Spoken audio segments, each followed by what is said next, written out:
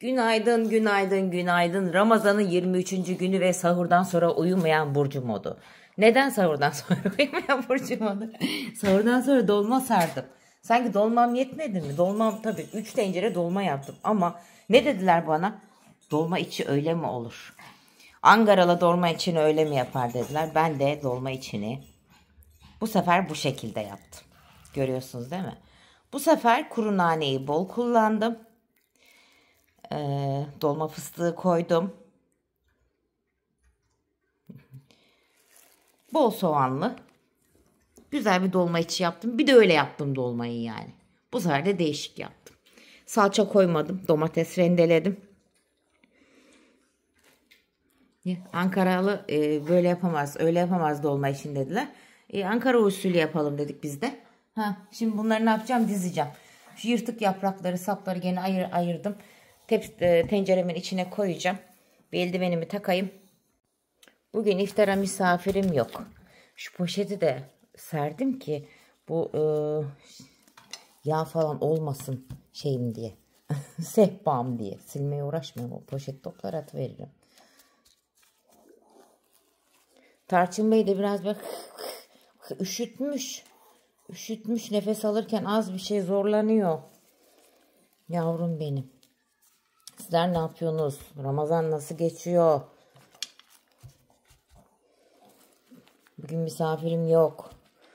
Bugün Oğulcan ve Oğuzhan arkadaşlarıyla iftara gidecek. Onlar iftara gitmişken de biz babamızla iftara gideceğiz. Yer ayırttırdık. Şöyle güzelce sereyim de dibine tutma olmasın diye. Dibe tutma olacak diye ben korkuyorum çünkü. Kısık ateşte pişiriyorum ama yine de bu tencerem de güzel pişiriyor. Pilav tencerem. Bundan bir tane daha alacağım zaten. Doyamadım tencereye zaten. Ama çok yemek yapıyorum. Çok kullanıyorum. Ben tencerelerimi çok çabuk eskitiyorum yani. Sapları koymasam da olur. Çünkü bayağı bir kapandı. Şey değil mi? Şurası az mı oldu? Az bir şey serpiştirelim mi? Şöyle tencerenin dibine gelmesin. Koyun mu kız hepsine? Dibine yapışmasın diye, tutmasın dibine diye. Şimdi dizmeye başlayayım. Bunu da az suyla zeytinyağı, biraz tuz ve su öyle pişireceğim. Salça koymayacağım yine.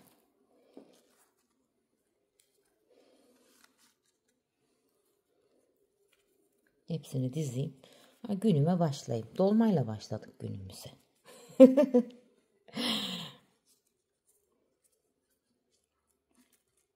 Ramazan'ı da bitiriyoruz işte. Ramazan da bitiyor. Bayram hazırlıklarımız başladı. Baklavalarımı yapayım. Bu kadar dolma yapmamın nedeni de ne biliyor musunuz? Hani benim yaşlılar var ya burada. Hani geleni gideni çok oluyor ama bu hazırlıkları yapamıyorlar. Ben onlara götürüyorum. Birer tepsi baklavalarını, böreklerini, ondan sonra dolmalarını götürüyorum. Gelene gidene ikram ediyorlar. Hani o da bir sevap değil mi yani sonuçta? Gelenlerine gidenlerine ikram etsinler diye yaşlılara, yapamayanlara götürüyorum. İyice doldurayım. Ondan sonra yavaş yavaş ocağa koyayım ben bunu. Hadi günümüze başlayalım. Hayırlı olsun, bereketli olsun gününüz inşallah. Çıktık. Yayındayız. Bugün baya bir izin yaptım ben ya. Ne yaptın? Baya bir izin yaptım diyorum yani. İzin yaptın? Sabah dolma sarmaktan başka hiçbir şey yapmadım mesela bugün. Sabahın 5'inde dolma saran. Sanki günler çuvala girmiş gibi. Olsun, yapılsın yani. Ne olur ne olmaz değil mi? Hasta olurum, bir şey olur. Yani yapılsın, hazırda dursun. Niye? Bayram geliyor yani sonuçta. Her şey hazır olsun böyle. Çıkı. Benim demem gibi. Ney? Diyorum ya işte bazen bayramdan önce alayım alacağım da işte yani benim alacak bir şeyse ölürüm de ondan sonra. Bak ya. Gözüm açık gitmiş. Çocukları da bugün götürdüm alışverişe. Dedim ne olur ne olmaz bir eksiğiniz var mı, şeyiniz var mı bakın dedim. Hani kılık kıyafet konusunda. Yok dediler, baktılar. Onlar bir şey bulamayınca ben buldum. Hani alışveriş olsun. Maksat alışveriş olsun dedim yani. Evet. Nereye gidiyoruz? Ustaya gidiyoruz. Türk lokantası. Buradaki sayılı Türk lokantalarından bir tanesi değil mi? Evet. Yani. Mehmet abideydi değil mi? Mehmet abideydi, evet. Ondan sonra sattı, devretti. Bir abla. Yeah. Oraya gidiyoruz. Bu mikrofon gene hışır hışır etmesin size. Şöyle tutayım. Geçen fark ettim değil mi? Şurada duruyor. Herhalde şey sürtmüş ya saçım ya. Az kaldı. Şey. Bir hafta sonra bayram. Evet, haftaya bugün bayram. Evet değil mi? Bayram.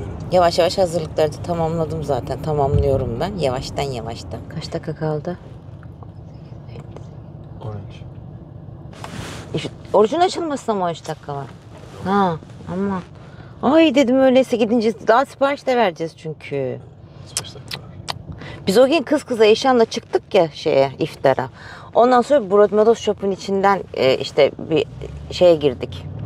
Nereye gitmiştik oradan Eşan? Kmart'a mı gitmiştik? Oradan çıkınca Ramazan için bir süslemişler orta yeri. Burada şoför içinde mi? Shop'un içinde, Brody'de. Ve etrafında işte Ramazan'da ne yaptılar falan yazıyor. O kadar güzel resimler koymuşlar. Dünyanın her yerinden cami resimleri, Kabe'nin resmi falan filan. Yukarıdan böyle şamdanlar iniyor falan filan. Helal olsun. Ben de dedim ki Helal olsun. acaba Türkiye'de böyle süsleniyor mu? Hani sordum orada dedim Türkiye'de süsleniyor mu? Hani o devasa alışveriş merkezleri, devasa çam ağacı diken alışveriş merkezleri. Acaba dedim bir küçücük bir cami, bir hani Ramazan mübarek olsun köşesi yaptılar mı ki dedim. Cevaplar neydi biliyor musunuz genel cevabı? Hayır yapmamışlar. Hadi. Hani siz gördünüz mü? Tekrardan sorayım ben şimdi. 3-5 kişinin cevabı hayır oldu. Ben sana o zaman dün gece caminin etrafını çektim. Hı. Telafiye gittiğimizde onun sana videosunu bir atayım, bir seyret. Etrafta dondurmacı, Gerçekten. burgerci, çiftçi, seyyar. Hani arabalara geliyorlar ya. Karavanla. Park etmişler ya, karavana gelmişler. Maksat çocukları oraya çekebilmek. Zaten Sydney'de de yapmışlar ya Ramazan sokağı. Sydney'de o meşhur. Hani onu artık Avustralyalılar bile biliyor. O sokak Ya komple kapatılıyor. Ramazan boyunca. Ramazan akşamlarında orada trafiğe kapanıyor. Orada iftar sokağı oluyor. Bir de zaten sokak iftarları falan da yapılıyor burada caminin orada değil mi? Sokak iftarı diyorlar. Böyle masaları koyuyorlar. Herkes gidiyor bir şeyler götürüyor falan filan. Bir de hani orada da yapılıyor falan. Böyle orada da iftarlar yapılıyor. Bir de zaten salep camilerin çıkışında gene işte cupcake'ler, salepler, şunlar bunlar yapılıyor. Limonata veriyorlar, salep veriyorlar, çay falan veriyorlar. İşte çocuklar gelsin diye. Ne bileyim. Ya burada olay amaç ne biliyor musun? Hani Çocukları çekmek, özü gençleri. kaybetmemek. Özümüzü kaybetmemek. Aynen. Yani hani şimdi sen biraz evvel diyorsun çam ağacı falan diye. Çam ağacı okey bizim kültürümüz Hani değil. Aynen. Çam ağacı olsun diye değil. Bizimki olmayan kültürü biz çok çabuk adapte olabiliyoruz. Çok çabuk yapışıyoruz. Onları benimseyebiliyoruz. Dikkatimi çekti. Neden dikkatimi çekti? Çünkü ben hani yurt dışında yapıyorum. Yaşıyorum. Hiçbir alışveriş merkezine gittiğim zaman o kadar büyüğünü görmedim ben. Hani o kadar böyle devasa bir çam ağacı, o Çam kadar ağacı mı? Yes. süslenme bilmem ne. Görmedim yani. Hani ya Hristiyan ülkesinde görmüyorum ama Müslüman ülkesinde en büyüklerini, en şahşaklılarını görüyorum. Ve merak ettim. Acaba onu yapanlar hani Ramazan'da insanların Ramazan'ını da kutladılar mı? Oraya da bir süsleme yaptılar mı? Burada görünce çünkü burada tuhafıma gitti birden benim. Biz Beklemiyordum özümüzü öyle bir şey. unutuyoruz, özümüzü kaybediyoruz, geçmişimizden utanıyoruz. Müslümanız biz. Yani bunu biz buralarda göğsümüzü gere gere elhamdülillah söyleyebiliyoruz. Ama maalesef Türkiye'de bu herhalde biraz değişiyor. Yani Eyşan'la kız kıza vlog yapmıştık. Lokantaya çıkmıştık, iftara çıkmıştık. Onda var. Gerçekten süslemişler yani hani insan inanamıyor. Şu baktım Allah Allah dedim nasıl oluyor? Ortayı tamamen süslemişler ama. Böyle cami gibi bir şey yapmışlar İşte ortaya. biz özümüzü kaybediyoruz diyorum ya. Yani hani bu her bir şeye geçiyor. Yani her bir anlamda oluyor. Çalışmıyoruz, tembelleşiyoruz, kolaycılığa geçiyoruz. Geçen burada bir arkadaşımızla konuştuk. Biz herhalde 3 yıl 4 senedir biz buradayız. Eskiden benden eskilerdi konuştum abiler. Eskiden diyor Türkiye'den işte yeni damat gelse, işte yeni gelenler olsa da işte çalışacak adam, eleman bulabilsek sağlam, güçlü, kuvvetli, işine sahip çıkan, hani Öyle düşünüyorlarmış. Düşünüyorlardı. Şimdi diyor aynı şey şu an biz yaşıyoruz burada. Burada gelen herkesin tek sorduğu şey, yani herkes demeyeyim de %80 diyeyim. Tek sordukları, öncelikle sordukları şey ne kadar kazanacağım. Kanguruyu gördün mü? Nerede? Az geride, yolun kenarında 2-3 tane kanguru var. Gerçekten mi? Ye. Dur şöyle çevireyim de. Şunu yakama takayım bir dakika. Tarçın dur sen. Kanguru dedik ya hemen. Kangur gibi zıpladın ya. Aynadan da görebilirsin yolun kenarında. Aa gidiyorlar. Burada hemen kenarda. Aha. Ay yazık. Aa. Kaçma tamam kaçma. Söyleyeyim. Bir şey yapmayacak. Size göstereceğiz diye rahatsız ettik biraz ama. Bak. Bizim zaten şeydi. Tarçın'da meraklı. Bak ya. Şuradaki büyük evden karşı görünüyordu ya. Evet. Kanguru cenneti gibiydi valla. Yüzlerce oluyor. Hı. Yani şimdi Türkiye'ye baktığımız zaman da aynı şekilde kolay para, kolay yaşam, kolay hayat, meslek olmasın, kolay kazanabileceğim herhangi bir şey ne olsun. Kolay parayı bir günlük, 2 günlük kazanabilirsiniz. Ama bir meslek, bir sanat bilmem ne, hani bunlar uzun süreli. Size, Lazım olan şeyler zaten. yani, bir de. Hani. Geçen gün yine bir baba oğul tartışması. Baba diyor okudum. Sen dedin diyor okudum da diyor. Hani şu an iş bulamıyorum. Ben ne iş yapacağım şu an diyor çocuk. Ondan sonra ne yapayım diyor. Yani sanayiye seni çırak mı verseydim diyor. Diyor baba keşke vereydim. sanayiye diyor çırak verseydin en azından şu an diyor bir evim olurdu, bir yani yaşantım olurdu. Ben 35 yaşına geldim hala bu iş arıyorum diyor yani. Hani okulun geçerli ya, bir sürü şeyler var bununla ilgili de. Hani okumak da güzel. Onlar okumak değil.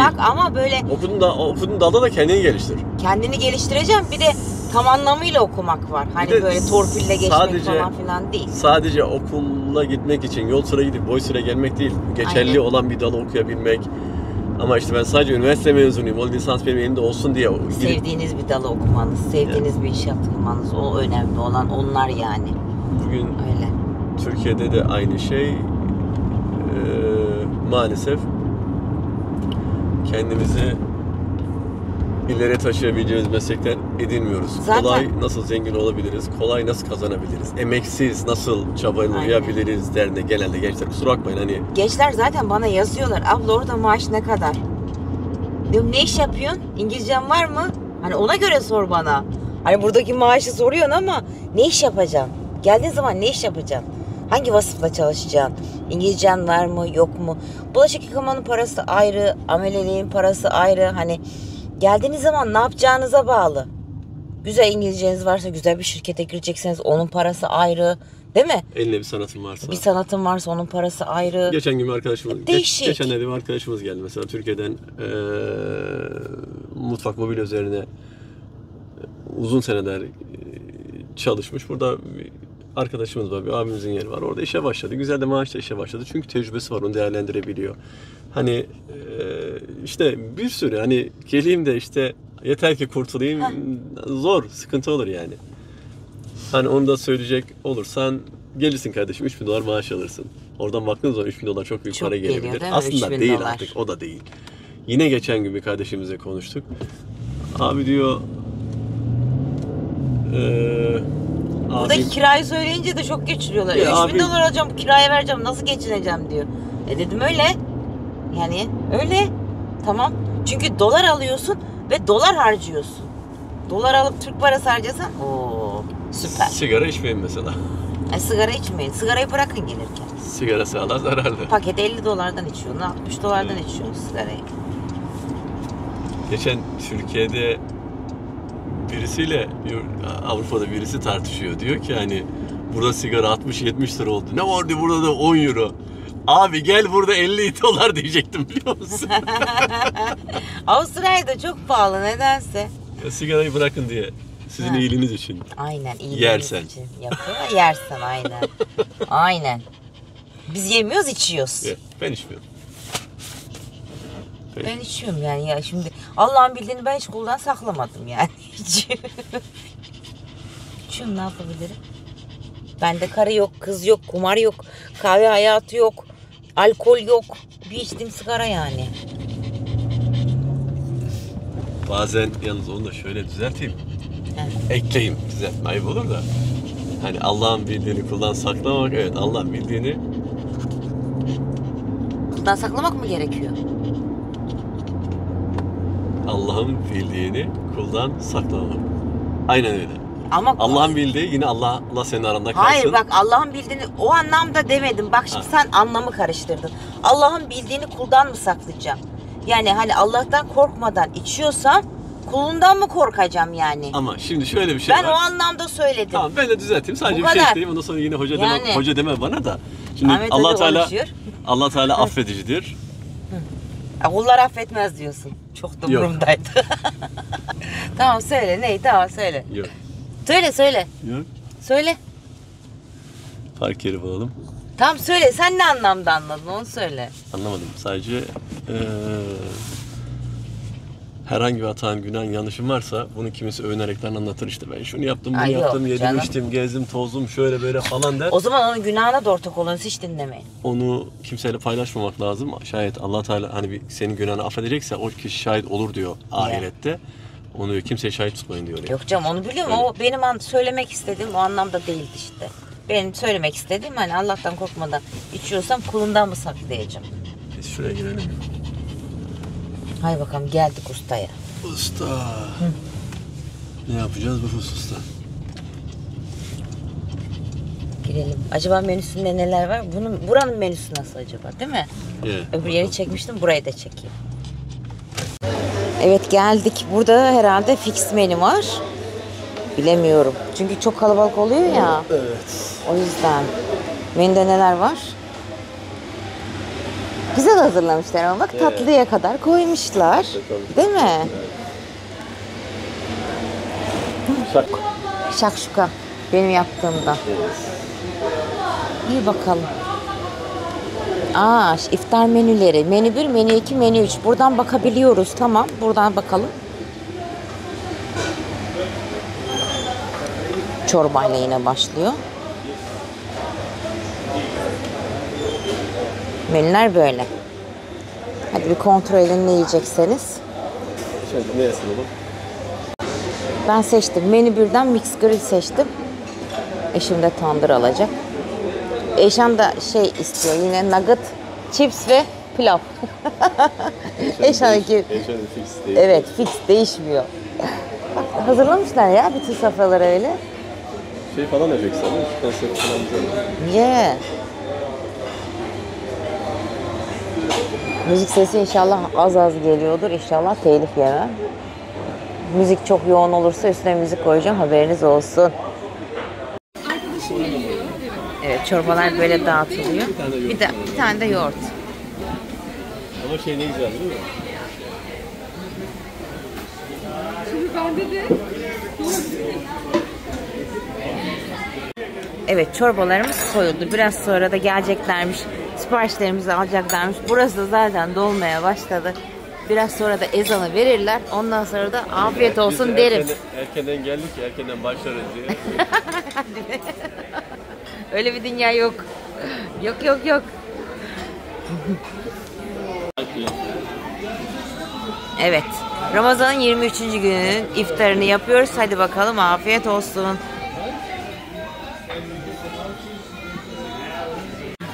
Eşan Sultan sonunda nuggetlarına kavuştu. Nuggetları ve pilavı geldi Eşan Sultan. Nereye giderse gitsin o nuggetı istiyor.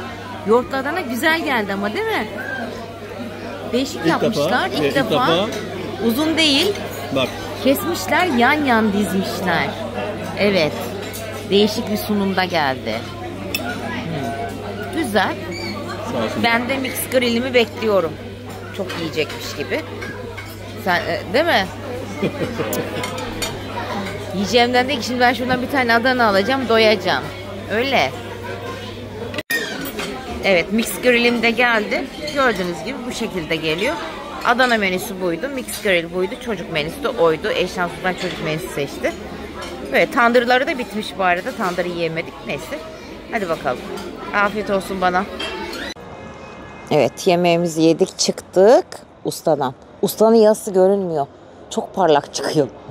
Çok ışık, o yüzden. Şu gördüğünüz konteynerin yarısını ayırmışlar. Mescit yapmışlar değil mi? Ne kadar da güzel yapmışlar. Şuradan girişi var. Mescit yapmışlar. Çorbasını içen geldi, namazını kıldı güzel güzel. Ondan sonra yemeğine devam etti. Güzeldi yani. Biz de yavaş yavaş şimdi çıktık. Gidiyoruz. Hadi bakalım. Hayır, tam arabaya binecektim ki ne? Ana dedim, herhalde bir şey unuttu. Unuttum. Ne unuttun? Yo, evden çıkarken aklımdaydı. Açıksa bilmiyorum da o yan tarafta çok güzel kahve yapıyorlar. Hadi oraya gidelim o zaman. Yürüyelim mi? Hadi yürüyelim bari. Yoracağım sizi buradan oraya kadar zahmetler vereceğim ama kusura bakmayın. Olsun. Nereden Hadi, bu baksan seferlik. işte. Şurası mı? Benzinliğin içi. Şu benzinin içi. Tamam, Orada hadi bakalım. şey var, barista kahve, hani el makine falan değil. Biliyorum. Olcan'la Açıksa. biz bir kere girdik oraya. Açıksa. Ustanın tabelası buradan görünüyor mu? Gene ışık. Çok ışıklısın usta. Görünüyor böyle. Güzeldi, gördünüz. Tarçın çantada. Tarçın bırakır mı o?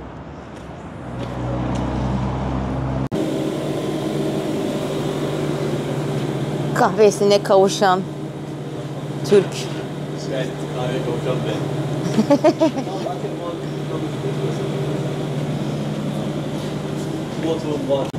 Şimdi burada o kadar dondurma çeşidi var. Ama bizim alabildiğimiz bir iki tane. Çünkü çoğunun içinde ömür sayfa. Yani domuz iliği var. O ne eşo?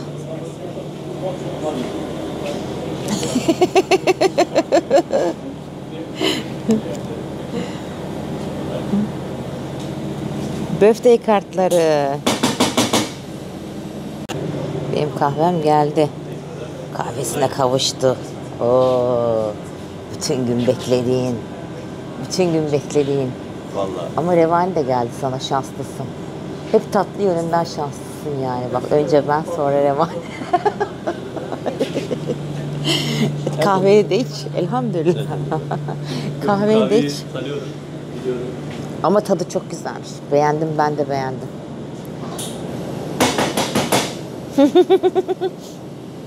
Yüz ifadesini gördünüz mü? Şuraya oturalım 2 dakika. Enjoy yapacak kahveyi. Enjoy yap. Şu çantamı koyayım.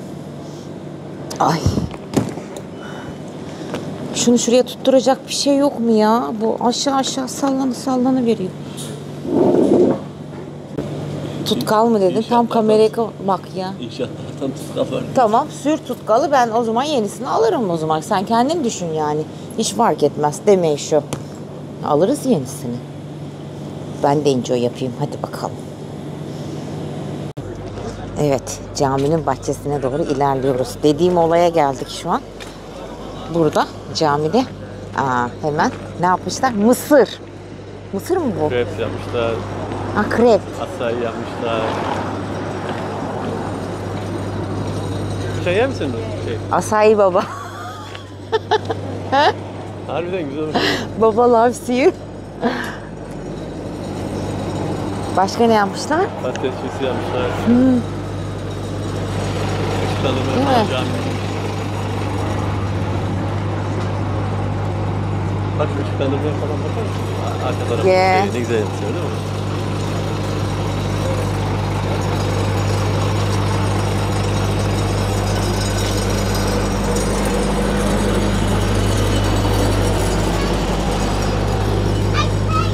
Burası sadece bayanlara özel alan.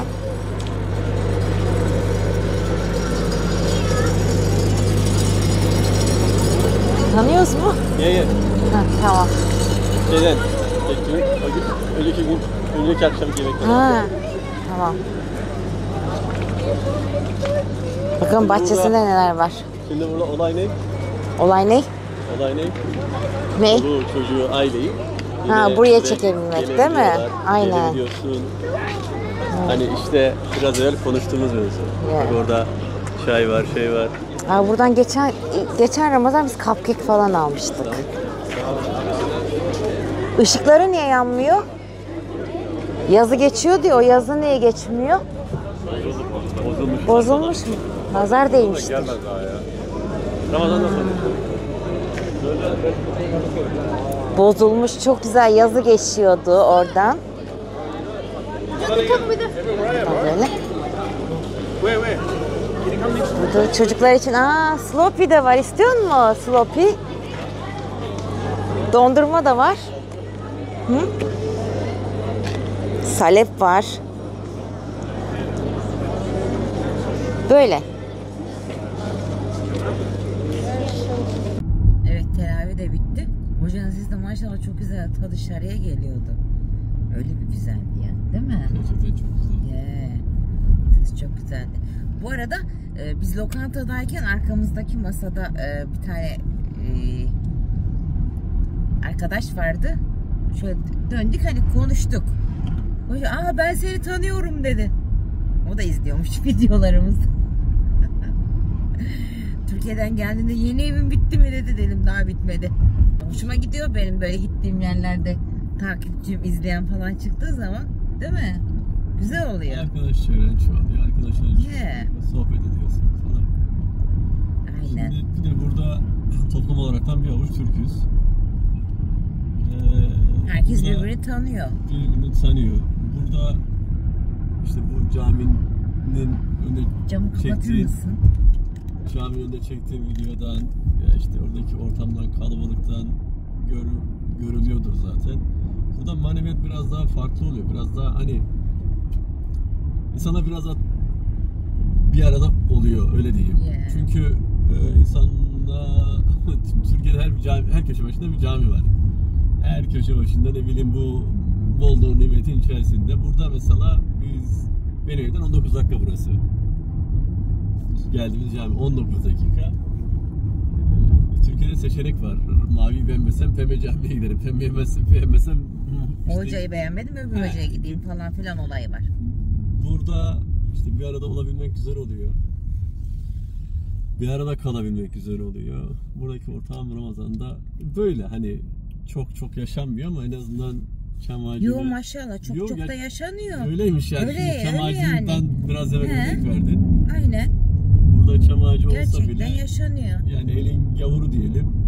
Sen benim yorumlarımı okusan anlarsın aslında. Çünkü orada yazıyorlar ki Burcu ne kadar yani çok yorum oluyor. Ben bile hani zor okuyorum ama Burcu ne kadar çok güzel yaşıyorsunuz siz orada Ramazan'ı. Biz burada böyle yaşamıyoruz.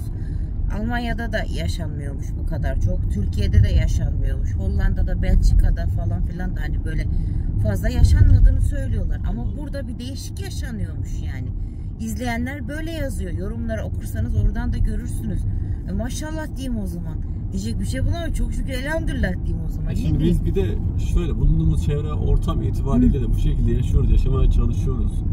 Burada yaşamayanlar da var bunu. Yani var yani. Bunun özlemi içerisinde burada olan insanlar, arkadaşlarımız da var. Ama bizim bana mı geliyor? Bizim yok hiçbir yerde geliyor. Abi WhatsApp grubundaki güzel hatunlar. Yorumları WhatsApp grubuna değil, videonun altına. Geçenlerde yine Türkiye'den bir genç bir kardeşimiz gelmiş. Geleli 6-7 ay olmuş. Konya'dan gelmiş. Kardeşimiz diyordu ki abi burada diyordu ortam daha farklı, maneviyat daha farklı. Hani insanlar Türkiye'de kopuk artık komşuluk, arkadaşlık yok. Hani insanlar birbirinden uzaklaşıyor. O da 30'larda falan, 30'a yaklaşmış bir yaşı vardı. Hani öyle daha çok genç de değil. Hani ama burada diyor fark ettim abi insanlar birbirine daha tutkun oluyor. Öyle olması gerekiyor. Azız çünkü ya. Yani. Öyle olmamız da gerekiyor yani. Azız. Bir azınlığız yani biz burada değil mi? Evet. Türk toplumu olarak. Burada Çinliler çok, Hindistanlılar çok, Avustralya çok. Gene özür dilerim. Avustralya'nın genelinde 150-180 bin civarı olduğunu söyleniyor Türk olaraktan. Yaklaşık 25 milyon nüfusu var. Hani bunun arasında evet biz azız. Müslüman olaraktan Lübnanlılar çok, Iraklılar çok. Hani var ama şey olaraktan, Türk toplum olaraktan da biz biraz evet. Allah sayımızı artırsın diyelim, ne diyelim. Amin. Amin. Diyecek başka bir şey bulamadım şu an. Vallahi. Ama güzel yani öyle. Sayıyı artırmaktan öte birliğimizi, beraberliğimizi daim etsin. Ha, evet. Birliğimizi, beraberliğimizi artırsın. Geçti. No good, no good. Gençler. Bak. Sonra ceza yiyorsunuz. Ya. Sonra kocanız cezayı size göstermiyor, üzülmeyin diye. Kendi kendine yatırıyor. Onların kölesi yoktu. Bana göstermiyorlar artık. Üzülmeyin diye kendileri yatırıyorlar. Öyle. Öyle. Yani. Ya. Ve şey olayı var. Dur, bir şey söyleyecektim. Onu unuttum. Ha, burada da Türklerde yok mu kıskançlık, fesatlık, çekememezlik? Burada da var. Hani Türkiye'de var. Hani orada yok mu falan diye yorumlarda soruyorsunuz. Burada da var. Olmaz İnsanın mı olduğu öyle yerde insan? olmaz mı? İnsanların olduğu yerde var. Yani her zaman ne de var. olur, fesat da olur, Ha. haset de olur, kıskançlık da olur, Ben dostluk da olur, görmezlikten arkadaşlık da geliyorum. olur, güzellik de olur, hoşluk da olur. Olur yani Aynen. insan yani olması gereken şeyler maalesef insanoğlunda oluyor. Üf. Neyi kıskanıyorlarsa, neyin hasetlerini çekiyorlarsa Rabbim onlara 2 katını versin ki onların kalpleri o şeyden kurtulsun. Ben böyle diyebilirim ancak onlara. Başka bir şey diyemem yani. Değil mi? Aynen öyle. Gel gök dua üstüne dua edeceğiz. Allah'tan dileyeceğiz, isteyeceğiz, çaba göstereceğiz, çaba sarf edeceğiz, mücadele edeceğiz, feshetmeyeceğiz, sabredeceğiz, şükredeceğiz. İnşallah bugün değilse yarın, yarın değilse öbür gün. Fesat Öbür gün değilse bile ahirette etmeyeceğiz. Rabbim dilediğini, istediğini Gıpta kabul etsin. edeceğiz. Fesatlık değil, gıpta edeceğiz değil mi? Öyle. Ah onun var benim niye yok değil. Ay maşallah ne güzel yapmış. İnşallah ben de öyle yapabilirim diyeceğiz. Allah Teala yani. başkası adına ettiğin duayı zaten senin adına Yeah. kabul edermiş. Sana da onu nasip etmesi için nasip olması için yollar açarmış. Öyle. Biz her bir gördüğümüz fark etmez yani kim olursa olsun bizim arkadaşımızın çivisi olduğunda biz mutlu oluyoruz. Çivi yani toplu iğne sahibi olduğundan mutlu oluyoruz. Özellikle o bizden olsun. Bu eskiden şimdi öyle bir bolluğun nimetin içerisinde yaşıyoruz ki aslında yaşadığımız nimetin bolluğun farkında değiliz. Ben yaş veya benden ileri yaşlar bilirler bunu. Eskiden hani şöyle dönüp baktığımız zaman lütfen çocukluğunuza bir dönün. Hani bırakın şimdi bol bol arabadır, işte yaşadığın evdir, bilmem nedir falan filan bilmiyorum hani hatırlar mısınız? Böyle bir işte şimdi çocuğumuzu aldığımız PlayStation'lar, oyunlar bilmemler falan filan kenarlarda yatıyor. O dolapların içine atılıyor, unutuluyor, Tetris tozlanıyor. vardı. Tetris. Ya gri bir şey bilgisayarı şöyle. ben iyi biliyorum, iyi hatırlıyorum. Bunun bilgisayarı var diye komşu komşuya hayırlı olsuna geliyordu. Onun üzerine dantelli bilmem ne örtülüyordu.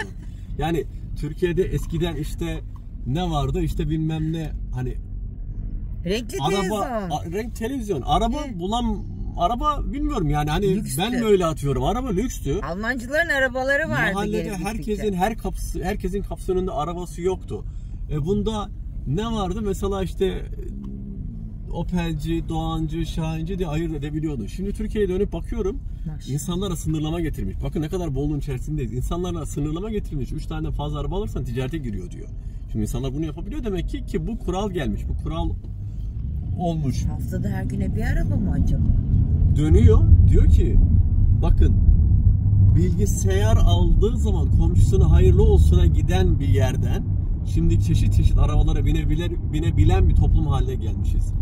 Eti, sucuğu, pastırmayı haftada bir yiyebilenler, şanslı yiyemeyenler, göremeyenler bayramdan bayrama yiyebiliyorlardı. Şimdi Allah'ımıza şükürler olsun nimetlerin içerisindeyiz.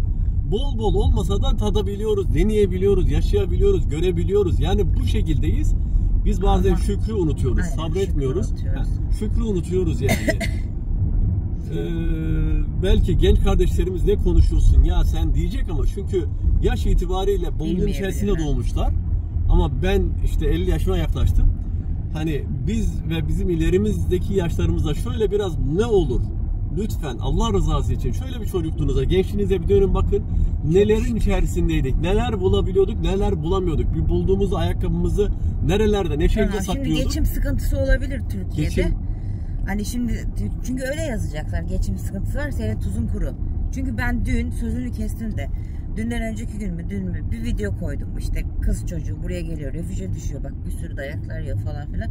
Hatırlamak istemiyorum çünkü kaç gündür başım ağrıyor değil mi benim? Çok üzüldüm. Vallahi çok üzüldüm. Oradan bana bir yorum geldi. Ben var ya böyle ay ne diyeceğimi bilemedim. Ama abla hiç değilse yurt dışındakiler, benim de akrabam var yurt dışındakiler. Hiç değilse orada kırmızı et yiyebiliyorlar. Biz burada kırmızı eti zor yiyoruz. Ya kırmızı et değil bak kızın etleri lime lime morarmış diyorum ben. Konu kırmızı et yemek değildi yani. Ne olur Allah için şunu da bir unutmayalım ya. Yani bakın biz bunu gittiğimizde Türkiye'de biz orada da yaşıyoruz, burada da yaşıyoruz. Bunu neyse o konu uzun ya. Evet o konu uzun. Eve de yaklaştık. Ben şey yapmak istemiyorum. Başımı gene ağrıtmak istemiyorum. Üzülmek istemiyorum. Varlık, yokluk, geçim sıkıntısı değil. Şükrü anlatıyoruz, sabrı anlatıyoruz. Geçmişi ve bugünü anlatıyoruz. Şimdi kırmızı et yiyememek deyince ya öyle bir videonun altına bu kırmızı et mevzusu yazılması benim zoruma gitti, bilmiyorum ya. Ben orada çıkmışım bir kız çocuğunun, 22 yaşındaki bir kız çocuğunun, ki burada okyanusta damla o kız çocuğu, daha nice yaşayanlar var değil mi? Çıkıp böyle anlatamadı, bu söyleyemediğimiz o kadar çok olaylar var ki burada. Türkiye'den gelip burada kaybolan gençlerimizden ben bir bahsedecek olsam, buradan orada anne babalar, yurt dışına çoluğun çocuğunu yollayan anne babalar oturur ağlarlar. Bakın lütfen Allah rızası için yurt dışında yaşasın, hayatını kurtarsın. Hayatını mahvetmediğini nereden biliyorsunuz? He? Yani %10'u, 20'si, 30'u, hadi 50'si diyelim kurtuluyorsa %50'sinin ne haller içerisinde olduğunu nereden biliyorsunuz? Daha burada geçen sene Allah rahmet eylesin bir genç kardeş, 2-3 tane arka arkaya oldu geçtiğimiz sene içerisinde. Genç kardeşimiz sıkıntılardan, yani bunları konuşmayalım, bunları açmayalım intihar da edenler. Hani intihar eden, kartlara atılan, yani ne olur yani yurt dışı olup da gözünü seveyim benim çocuğum hayatını kurtarsın. Kurtaramadıysa ne olacak? Kurtaramazsa ne olacak? Kaybederse ne olacak? Ama kırmızı et yiyecek değil mi burada? Şimdi bakın şöyle bir şey geldi. Olay sen yine diyeceksin, şimdi konuşuyorsun da. Adam biri dua edermiş. Allah'ım bana öyle bir nasip et ki oturduğum yerden ekmeğimi yiyeyim. Çalışmayayım, çabalamayayım. Allah'ım ne olur oturduğum yerden ekmeğimi. Bana öyle bir nasip et ki demiş. O gün gelmiş, atmış. Başına bir olay gelmiş. Hiç olmazdan bir olay gelmiş. Adam cezaevine düşmüş. Oturduğu yerden ekmeğe önüne geliyor. Çaba sarf etmiyor. Akşama kadar cezaevin içerisinde o ekmek önüne geliyor. Ettiği dua aklına geliyor bir gün. Allah'ım diyor sen affet. Eti yersin, eti bulursun. Belki çiftliğin içerisine düşersin. Etin içerisinde boğuluyor olursun da belki başka nasipsizlikler huzurun çıkar olmaz, önüne. Sağlığın olmaz. Hani yani maneviyatın abi, olmaz. Abi, abla, teyze, amca kimsen Allah'ım senin kalbine, gönlüne göre versin. Allah'ım sana et versin. Allah'ım sana et versin. Üzüldüm Allah'ım ben sana öyle yazınca. Yani benim de kuzenlerim, benim de akrabalarım yurt dışında, hiç değilse onlar istedikleri gibi kırmızı et yiyebiliyorlar. Hani böyle bir yorum ya o videonun altına olmadı yani. Gerçekten o videonun altına olmadı. Türkiye'de sıkıntı olduğunu zaten biliyoruz. Evet. Geçim sıkıntısı olduğunu. Türkiye Aynen. değil, dünyada var bu geçim sıkıntısı. Ama ben yine size söyleyeyim. Geçen gün yine aynı şekilde bir çalışanımız geldi. Abi burada çok kolay hayat. Abi Türkiye'de sıkıntı çekiyorduk. Aynı şeyi o da söyledi. Abi orada eti süte bilmem ne falan muhtaçtık. Dedim gel kardeşim, ne kadar muhtaçtın? Bizim Afrika'da yetimlerimiz var biliyorsunuz. Dur bilmeyenizde belki böyle şeyler konuşulmaz ama yeri geldi. Anlatayım o zaman. Evet, Ramazan paketlerimiz de dağılmaya başladı. Ben onların videolarını da koymamıştım. İnşallah yarınki videonun başında koyarım. Şimdi orada bu kardeşimize böyle konuşunca dedim ki kardeşim Türkiye'de hiç aç kaldın mı? Türkiye'de hiç naylon çadırın içerisinde ömür boyu keyif için değil, tatil için, kamp için değil, yaşamak zorunda kaldın mı? Çamurun içinde, o çamur üstünde. Oturduğun yer, zemin çok çamurdu, topraktı da yağmur gece ıslanınca çamurun içerisine uyandın mı? Kerpiç bir evde kaldın mı?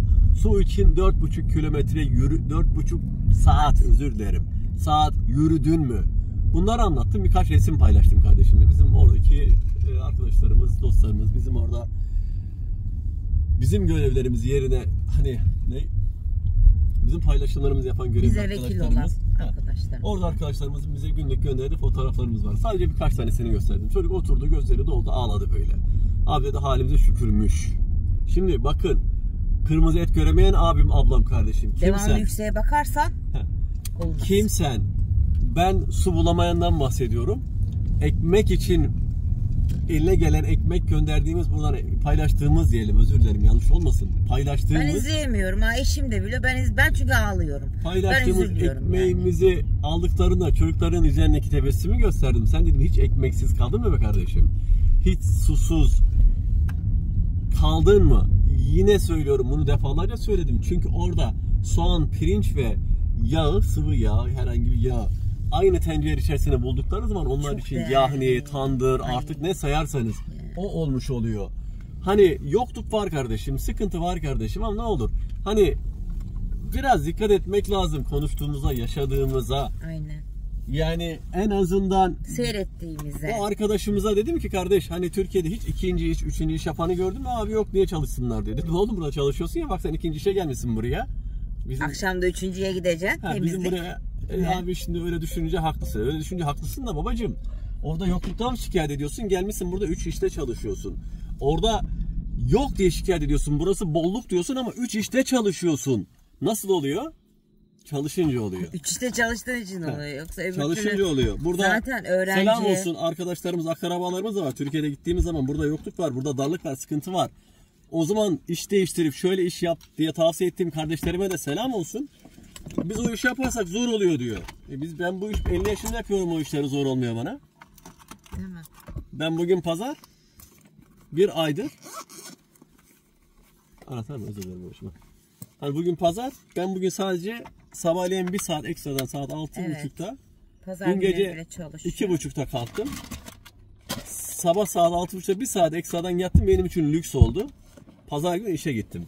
Yani ne olur hani keyfinizden biraz ödün verin. Affedersiniz, o poponuzu biraz kaldırın, biraz kımıldayın da hareket olsun.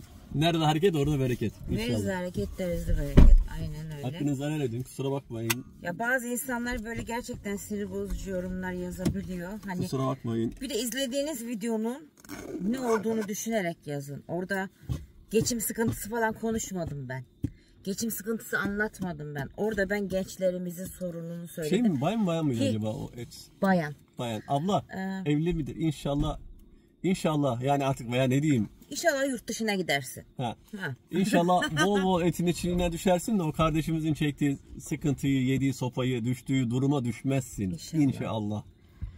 Der, selam ederiz. Hakkınızı helal edin. Ben çok konuştum. Yok, ne diyecektim ya? Son bir şey söyleyecektim ya, neyse unuttum. Unuttum vallahi. Neyse. Böyle işte. Ben sadece gençlerin çektiği sıkıntıları, gelen kızların yaşadığı sorunları, çünkü biz bunu senelerdir görüyoruz, senelerdir yardım ediyoruz, senelerdir gidiyoruz, geliyoruz, işte yardım etmeye çalışıyoruz. Hepsini videolara yansıtamıyoruz ve bu çoğu ülkelerden yazdılar. O sadece Avustralya'da yok, yurt dışında şurada da var, burada da var, burada da var. Yorumları okuyun, tek tek okuyun, yani yorumlar zaten yazılmış meydanda. Onun için gelenler de dikkat etsinler diye, ya da ne bileyim işte yollayan aileler dikkat etsinler diye söyledik, uyardık. Bizim de çocuklarımız var sonuçta. Çok uzatmayayım. Teşekkür ediyorum videomu da izlediğiniz için. Beğeni ve yorumlarla aynen desteklerinizi bekliyorum. Bazen konuşamıyoruz, şuraya takılıyor ya. Arada takılsın. Olsun. Benle keşke bir gün şöyle bir 3 saatlerini 5 saatlerini ayırsalar da buradaki bazı kardeşlerimizin düştükleri durum ortamları ben onlara gösterebilsem. Biz bunları konuşamayız, anlatamayız. Şey demeyiz, burada paylaşamayız. Biz burada karınca kararınca bazı yardım kuruluşlarıyla yardımlar yapan veya işte ne bileyim herhangi böyle kişisel, bireysel, ne bileyim toplum kuruluşları olsun, herhangi şeylerle biz sürekli iç içeyiz. Burada kardeşlerimizin, arkadaşlarımızın, dostlarımızın, toplumumuzun, Müslüman insanların düştüğü ortamları Rabbim kimse düşürmesin. Ne burada ne Türkiye'de. Hani ben buradakinden bahsediyorum. Türkiye'de de biz biliyoruz bazı şeyleri. Ama ne olur çoluğunuz, çocuğunuzu, ailenizi gönderirken yani hayatı kurtulsun, araştırın ne olur. Hani bugün fark etmez, erkek kız fark etmiyor. Sen yurt dışına gönderip hayatı kurtulsun ben değil. Ben zaten onu da söyledim. Yani sırf kız için söylemiyorum. Ben erkek için de söylüyorum. Geliyor sen importsun. ben getirttim seni bilmem ne. İntihar sebebi bile oluyorlar çocuğu. Yalan mı? Öyle neyse. Teşekkür ediyorum. Videomu izlediğiniz için bu konu bitmiyor bitmez. Beğeni ve yorumlarınızda desteklerinizi bekliyorum. Bir sonraki videomda görüşmek üzere. Hemen ben eve gidiyorum. Azıcık dinlenmem lazım.